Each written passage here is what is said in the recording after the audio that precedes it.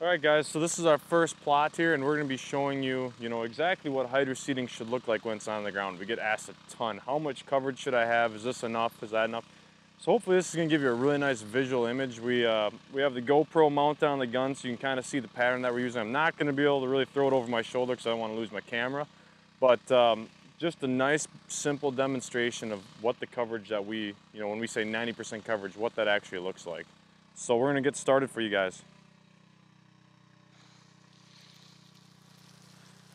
And this is a situation where we could have one more hose section hooked up, but we got enough spray out of the gun that we really don't need to. We're still getting really nice coverage out there.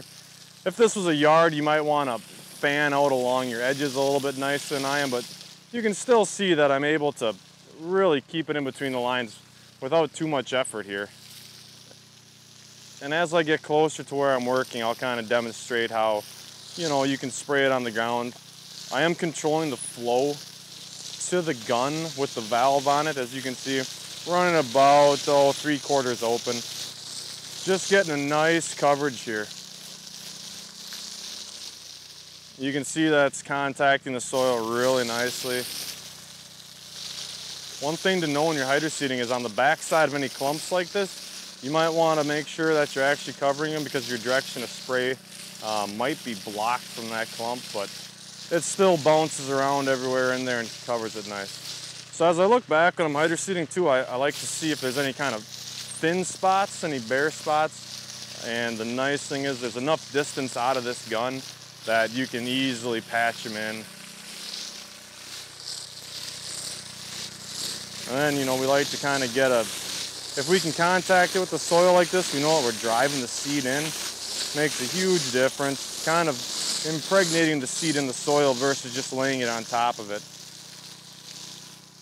And there's plenty of pressure here with our units to do that, especially when the soil's worked up so nicely like this. This is not what I'd recommend a yard to look like on this first pass. We had some stumps out here, but for this reference pass, it's going to work out just fine.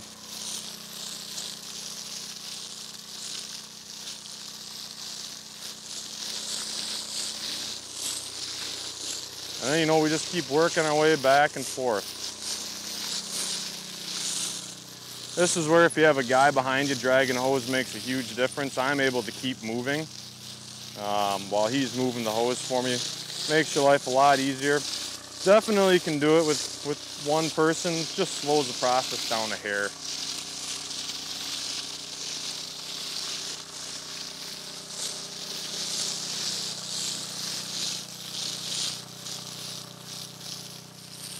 There's a lot of different techniques guys use. They like to run it over their shoulder. They like to make patterns.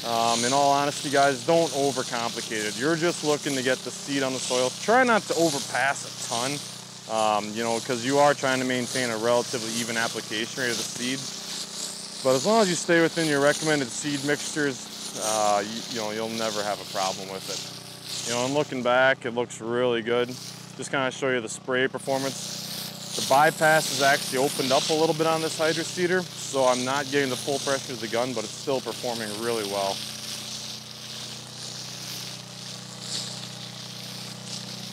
And this pass here is about 10 feet wide by 100 feet, and looks like we just about burned up our product there. So we were really, really close to our application rate that we wanted.